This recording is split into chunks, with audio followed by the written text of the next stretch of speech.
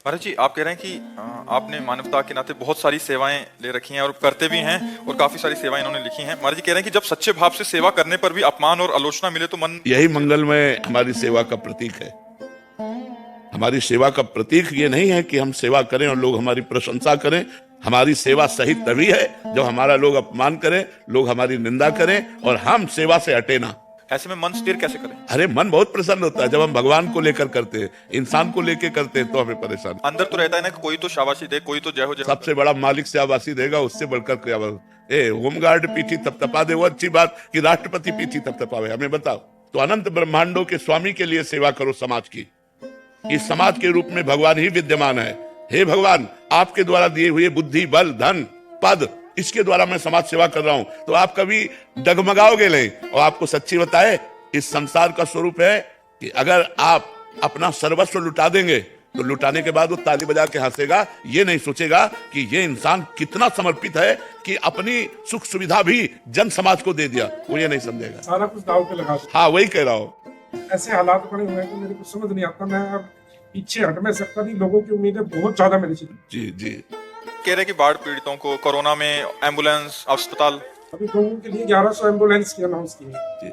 पर ये सब भगवान को समर्पित करो तो आप आनंदित रहोगे। अगर आप लोगों से वाहवाही चाहेंगे तो नहीं मिल पाएगी, लोगों से चाहेंगे तो नहीं। नहीं वाहवाही नहीं करें, बट कम से कम कुछ ना बोले तो सही। कुछ ना बोले, नेकी कर दरिया में डाल तो आनंदित रहोगे। अगर नेकी का उत्तर नेकी चाहोगे तो यहां से नहीं मिलेगा, वहां से मिलेगा। इसीलिए हमने कहा कि हमको अनंत ब्रह्मांडों के स्वामी की शाबाशी चाहिए कि संसार ने तुम्हें गालियां दी, संसार ने तुम्हें कटु वचन कहा, अपमानित किया, फिर भी तुम संसार का हित करते रहे मेरा मान करके, इसलिए मैं तुम्हें गले लगाता हूं। तो भगवान जिस पर कृपा कर दे वही सबसे बड़ी बात। इंसान कृपा करेगा, कितनी करेगा, वो क्या कर सकता है, असमर्थ है। सर्वसमर्थ भगवान की कृपा के लिए हमें परोपकार करना चाहिए। हमें किसी से थैंक यू लेने की भी आवश्यकता नहीं है। हम परोपकार करते हैं, करेंगे। तुम हमें गाली दे रहे हो, कल तुम अगर गिरे पड़ोगे तो हम कल तुम्हें गोद में उठाकर अस्पताल ले जाएंगे, हम तुम्हारी गाली का ध्यान नहीं देंगे। ऐसे चलना होगा, तभी आप मंगल में चल पाओगे। नहीं, यहाँ संसार का जो स्वरूप है वो यही स्वरूप कि आप करो परोपकार, और जब अवसर आएगा तो आपको नीचा दिखाने की ही बात करेगा। वो आपको परोपकार का बदला परोपकार नहीं दे सकता। 1.25 लाख गौवंश सड़कों पे है। मैंने संकल्प लिया है, मैं इनको सबको गौशालाओं में व्यवस्थित करवाऊंगा। लेकिन समाज पता नहीं किस, मतलब गौवंश 1.25 लाख पूरे पंजाब के अंदर। तो आपको परेशानी क्या है? परेशानी गौ माता का जो निरादर होता है, तो वो आप उसका आदर कीजिए, लेकिन लोगों की शिकायत क्यों है आपको? लोगों से सेवा भी उतनी ही करनी चाहिए जितना पैर अपना पसार सको, उतनी चद्दर जैसे ना, तो उतनी ही सेवा करनी चाहिए। अगर हमारी सामर्थ्य 1.25 लाख गाय रखने की है तो हम 1.25 लाख नहीं, हम 1000 रख लेते हैं, 500 रख लेते हैं। हमारी जितनी सामर्थ्य उतना, अगर कोई सहयोग कर दे तो ठीक बात है, नहीं हम किसी को कोसेंगे नहीं। अगर कोई सहयोग नहीं कर रहा तो हमारी जितनी सामर्थ्य उतनी गौ सेवा करेंगे। वंदना। राधे राधे महाराज जी। महाराज जी, हमें पता है कि पिछले जन्म के कर्मों के हिसाब से हमें अगले जन्म के सुख दुख प्राप्त होते हैं, किंतु जो आत्मा दुखी होती है वो उस स्थिति में अच्छे कर्म कैसे करेगी?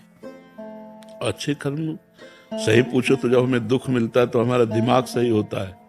जब सुख सुविधाएं मिलती तभी पापाचरण होता है। जो मनमानी आचरण करते हैं, अध्यात्म से नहीं जुड़े हैं, उन लोगों के देखो आचरण कैसे हैं। सब आचरण गलत होते चले जा रहे हैं, उनका खान पान पूरा जीवन खराब हो जाता है। तो दुख में तो भगवान का कृपा प्रसाद मानना चाहिए और अच्छे आचरण ही करने चाहिए। अच्छे आचरण सुख में नहीं होते। देखो अभिमान में फूले घूम रहे लोग, उनकी बातचीत सुनो तो अभिमान भरी बातचीत है, राग द्वेष है, बहुत परेशानियां हैं। लेकिन गरीब आदमी 4 की बात सह लेगा और अपने परिवार की सोचेगा, भैया हम गरीब आदमी हैं, अगर लड़ेंगे तो हमें परेशानी पड़ेगी। तो हमें तो लगता है दुख में भगवान की विशेष कृपा होती है। दुख में अच्छे आचरण, दुख में भगवान का भजन, विपत्ति में भगवान की शरणागति, ये सब सुविधा है। लेकिन धन संपत्ति और भोग ऐश्वर्य विलासिता सुख में सब असुविधा है, सब भ्रष्ट होने के आचरण होते हैं। देखो ना कैसे कैसे आचरण संसार में हो रहे हैं। हाँ, दूसरे जीवों की हत्या की जा रही है अपनी जवान के स्वाद के लिए, ये अच्छे आचरण हो रहे हैं। ये वीआईपी लोग हैं जो अपने मांस का पोषण करने के लिए दूसरे जीवों का मांस खाते हैं। पता चलेगा जब इनको कर्मों का फल भोग मिलेगा। कर्मों का फल भोगना होता है, अवश्य में भोक्तव्यम कृतम कर्म शुभाशुभ। जैसे पशुओं को नहीं पैर बांध दिए राड में डाल करके और नीचे से आग लगा दी, धीरे धीरे वो जल कर भूनते हैं तो उसका स्वाद लेते हैं, ऐसे काल भगवान तुम्हें आग में डालकर भूनेंगे। कर्मों का ही तो परिणाम है, इसलिए हमको डरना चाहिए पाप कर्म से ये सुख सुविधा में ज्यादा पाप कर्म बन जाते हैं। जो दुख में होते हैं, विपत्ति में होते हैं, उनसे पाप नहीं बनते, वो सावधान हो जाएंगे। यदि उनको सत्संग मिल जाए तो उनके बहुत अच्छे आचरण बन सकते हैं, वो भगवान का भजन कर सकते हैं। महाराज जी, आप कह रहे हैं कि पिछले 15 वर्षों से यूके में रह रहे हैं। महाराज जी कह रहे हैं कि आजकल जहां हम बिजनेस या कोई भी नौकरी करते हैं, वहां ऐसा वातावरण हो गया कि राजनीति, एक दूसरे का श्रेय को हरण करना, शक्ति संघर्ष देखने को मिलता है, विशेषकर उच्च स्तरों में। भले ही कोई इन सबसे दूर हो, फिर भी कई बार परिस्थितियां ऐसी बन जाती हैं कि व्यक्ति को स्वयं को बचाने के लिए इसमें सम्मिलित होना पड़ता है। कई मायनों में महाराज जी मुझे कभी कभी लगता है कि भगवान श्री कृष्ण उस उपदेश की याद दिलाते हैं जो अर्जुन जी को भगवत गीता में दी थी कि जीवन के प्रत्येक युद्ध में हमें खड़ा होना और लड़ना पड़ता है, भले ही मन ना चाहते। तो इस विषय में महाराज जी आपका विचार क्या है? इसमें ध्यान ये देना है कि हमें धर्म में लड़ना है, अधर्म का त्याग करना है। अधर्म में हमको पक्षपात लेकर लड़ना कभी नहीं।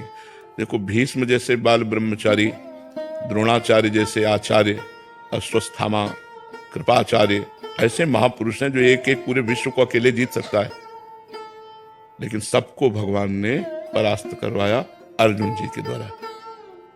अर्जुन जी धर्म पक्ष में है और वो अधर्म के पक्ष में है। तो हमें युद्ध तो करना है, लेकिन हम पक्ष किसका ले रहे हैं ये देख करके। कहीं ऐसा ना हो कि हम अधर्म के पक्ष में खड़े हों। अगर अधर्म के पक्ष में है तो विश्व विजेताओं को भी नष्ट होना पड़ा।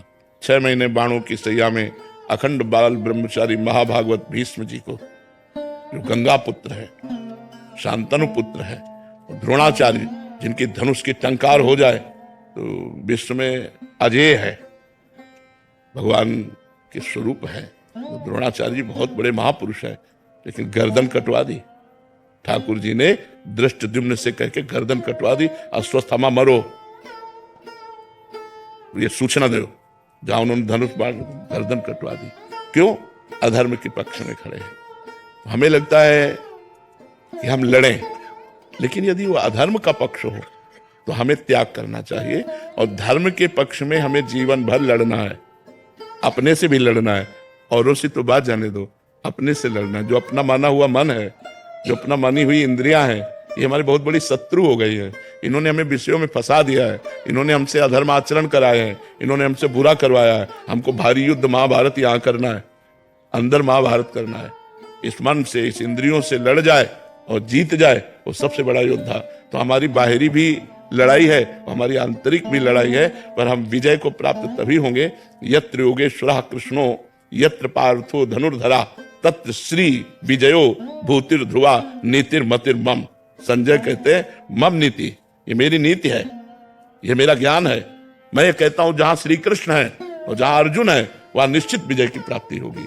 तो धर्म में अगर हम लड़ेंगे, लड़ना ही पड़ेगा, धर्म में लड़ेंगे तो हम विजय को प्राप्त होंगे अंततो गत्वा। वर्तमान में भले हम असफल नजर आवे, लेकिन हमारा जो भविष्य होगा वो बड़ा उज्जवल होगा। और अधर्म में यदि हमने पक्ष ले लिया तो वर्तमान भले सफलता युक्त दिखाई दे, लेकिन परिणाम बड़ा बुरा होगा। जैसे वर्तमान कौरवों का बड़ा धूम धड़ाके का था, हाथी झूम रहे मस्त, और पांडव 12 वर्ष का वनवास, 1 वर्ष का ज्ञातवास। लेकिन परिणाम हस्तिनापुर चक्रवर्ती सम्राट महाराज युधिष्ठिर और 100 के 100 मारे गए। तो हमें थोड़ा ये समाज में ध्यान देना पड़ेगा। यही एक अधिकारी खड़ा होकर के बोला था, जब से मैंने आपका उपदेश सुना तब से नियम लिया है कि हम कभी भी घूस नहीं लेंगे और बड़े अधिकारियों की अधर्ममयी आज्ञा नहीं मानेंगे। तो हमको आपको सस्पेंड कर दिया जाएगा। बोले 3 बार हो चुके हैं बोले 3 बार सस्पेंड हो चुके हैं, अब हम इस्तीफा देने के लिए तैयार हैं, लेकिन हम अधर्म नहीं करेंगे। इसमें केवल भगवान साथी होते हैं, उन्हीं का भरोसा लेके चला जाता है। आप धर्म से चलो तो आपके कई खिलाफ खड़े हो जाएंगे। किसी भी डिपार्टमेंट में हो, आप ईमानदारी से अपने पद का, कर्तव्य का पालन करना चाहें तो 10 आपके विरोध में खड़े हो जाएंगे, और आने दो और खाने दो तो 10 हाथ मिलाएंगे आपसे, तो परिणाम अच्छा नहीं होगा उसका। से रावण के भाइयों ने, उनके पुत्र ने ये कहा कि मतलब उन्होंने समझाया रावण को जाके कि आप अधर्म के मार्ग पर हैं। हाँ। लेकिन जब विभीषण जी समझाने गए कुंभकर्ण जी को, तो कुंभकर्ण ने आगे से ये उत्तर दिया उन्हें कि मतलब यहाँ पे रावण जैसा भाई और राजा, मेरा इस समय दायित्व है कि हमारा इस समय हमारे यहाँ पे युद्ध चल रहा है। कुंभकर्ण ने उनसे यही कहा कि भाई, मैं धन्य मानता हूं कि तू मेरा भाई है, पूरी बात कहो। कुंभकर्ण ने कहा, मैं धन्य मानता हूं विभीषण कि तू मेरा भाई है, और तू धन्य हुआ कि ऐसे धर्मद्रोही रावण का तूने साथ त्याग कर भगवान राम की शरण ली। पर भाई, इस समय हट जा मेरे सामने से। क्योंकि मैं मदिरा पिए हुए हूं और मैंने रावण का अन्न खाया है और वो मेरा भाई भी है और मैं उसके पक्ष में खड़ा हूं। जाओ नहीं तुम्हारा भी विनाश कर दूंगा, इस समय जाओ मेरे सामने से, क्योंकि मैं मदिरा पान किए हूं और रावण के पक्ष में हूं। पहले उसने धन्यवाद दिया है, आप पढ़ के देख लेना। पर जो वो ज्ञान है, लेकिन वो ज्ञान किस काम का? अगर मुड़ के खड़ा हो जाता वो और कह देता रावण कभी तेरा साथ नहीं दूंगा, राम का साथ दूंगा, अगर तू जानकी को वापस नहीं करता तो मैं तेरे से युद्ध करूंगा, वो डर जाता। मेघनाथ साथ न देता, कुंभकर्ण साथ न देता, जैसे विभीषण जी हट गए, ऐसे ही बड़े बड़े अगर हट जाते तो रावण घुटने पे आ जाता। लेकिन इन बड़े बड़े ने साथ दिया तो बड़े बड़ों को मिट्टी में मिला दिया भगवान ने।